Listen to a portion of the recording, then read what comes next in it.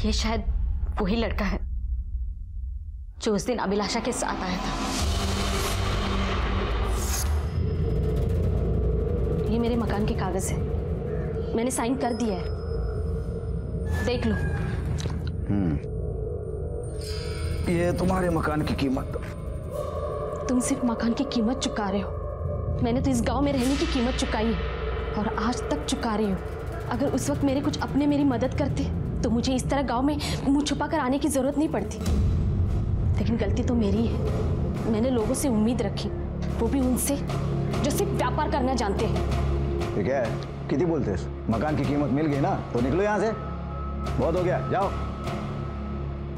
अभी बहुत हुआ कहाँ है, अभी बहुत कुछ होना बाकी। अपना फायदा हो गया ना, अरे आधे से भी कम कीमत में मकान मिल गया उसका। ये उसके मकान के पेपर्स है जो वो लेकर आई थी, इसमें उसकी फोटो और उसके शहर के घर का पता है।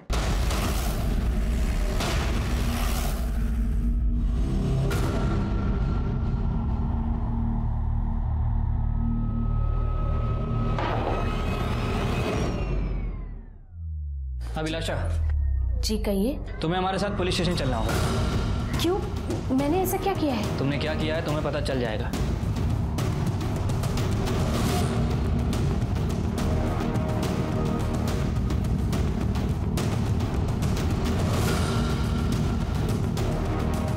वो लड़का कहाँ है जिसके साथ तुम मदनपुर आई थी? वो पुणे गया है। ठीक है, तुम मिल गई, वो भी मिल जाएगा। नागेश को कहाँ छुपा रखा है? झूठ बोलने की कोशिश मत करना, क्योंकि हम जानते हैं नागेश तुमसे मिला हुआ है। विराज ने उस दिन गांव की मार्केट में तुम्हें देख लिया और उस दिन से 4 लोग गायब हैं, नंदू, रत्ना, स्वाति और नागेश। उस दिन प्रदीप को अपना मकान बेचकर वो रुपए लेकर मैं बाजार से निकल ही रही थी, तभी अभिलाषा अभिलाषा, मुझे अपने साथ ले चलो ना तुम। देखो मेरी जिंदगी नरक हो गई है तुम्हारे बिना। और जो मेरे साथ हुआ था वो भूल गए? क्या हुआ था तुम्हारे साथ?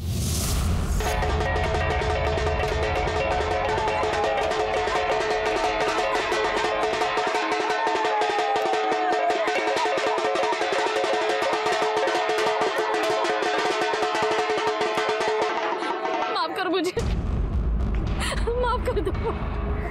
लेके जाओ।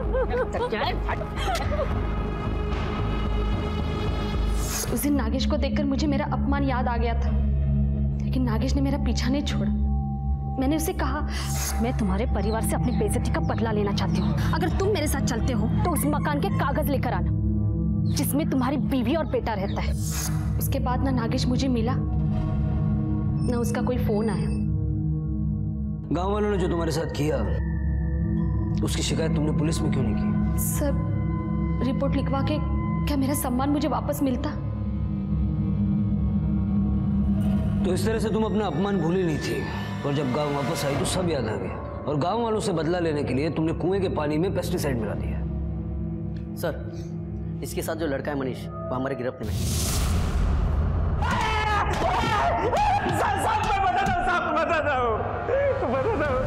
अभिलाषा के कहने के ऊपर मैंने वो 2 गोली कुएं में डाली थी।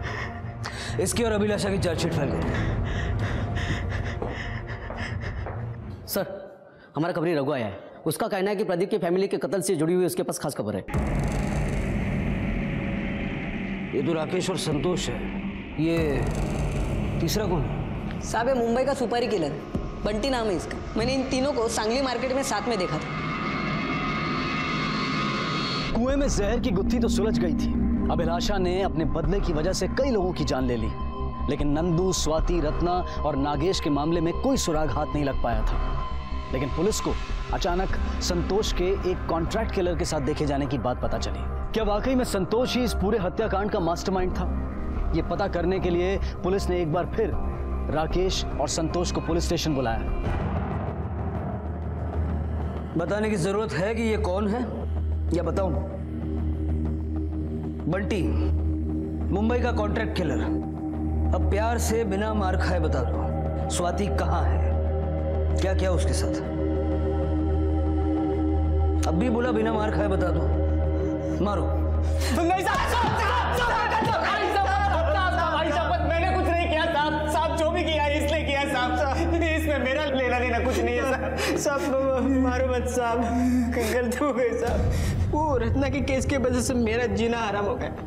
मेरी छोटी बहन है, उसकी शादी करनी थी लेकिन वो भी टूट गई, पैसा नहीं कुछ नहीं। मैं बोला दुकान बेच के उसकी शादी करेंगे, चलो ताला लगा तो लगा, बेचने जाऊँ तो कोई लेना नहीं था। वो नंदू ने सबको धमकी दी थी कि कोई संतोष का दुकान लेगा ना तो उसका जीना हराम करेगा। फिर बहन की शादी टूटी, बाद में मुझे वो बंटी मिला, वो बंटी।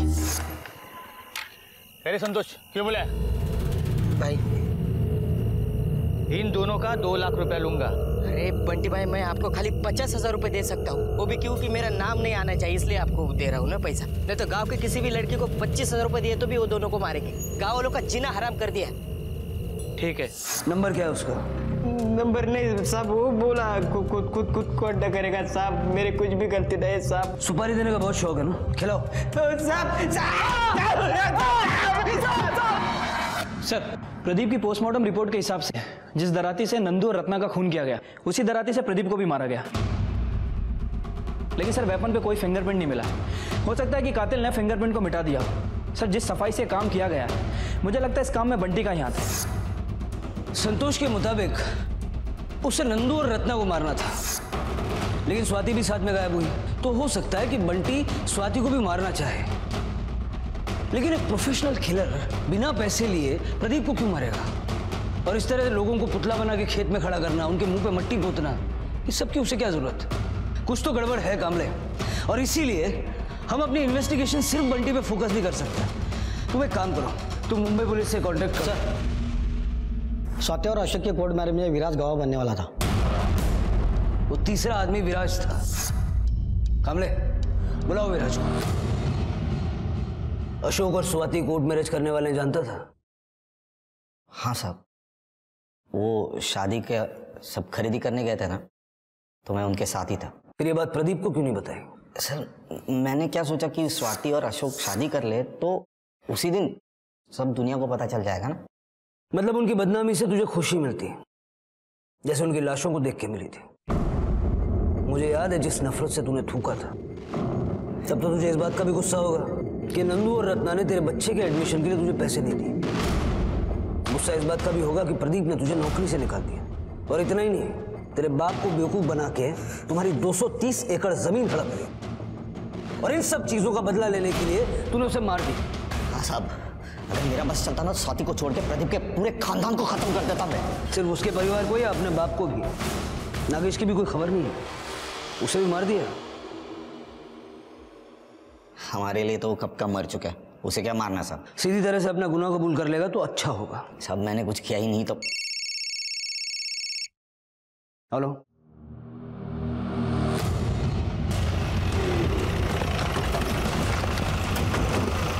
साहब इस तरह यही रुको।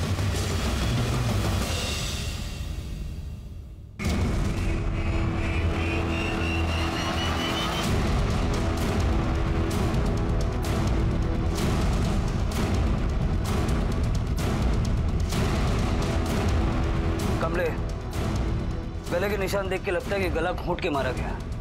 बॉडी पे कहीं कोई चोट के निशान नहीं है, और कपड़े देख के भी नहीं लगता कि कोई जोर जबरदस्ती हुई है। सगड़े का नजर चेक करो। हो सर।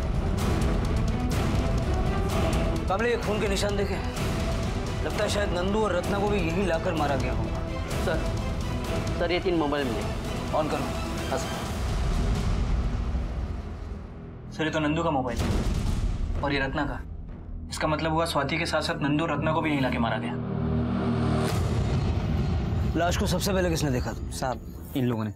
हाँ साहब, हम जानवरों के लिए घास काटने के लिए आए थे। धूप बहुत तेज थी, सोचा आराम कर लूँ थोड़ा। देखा वहाँ लाश पड़ी थी, तो शंकर जा रहे थे, उनको मैंने बताया।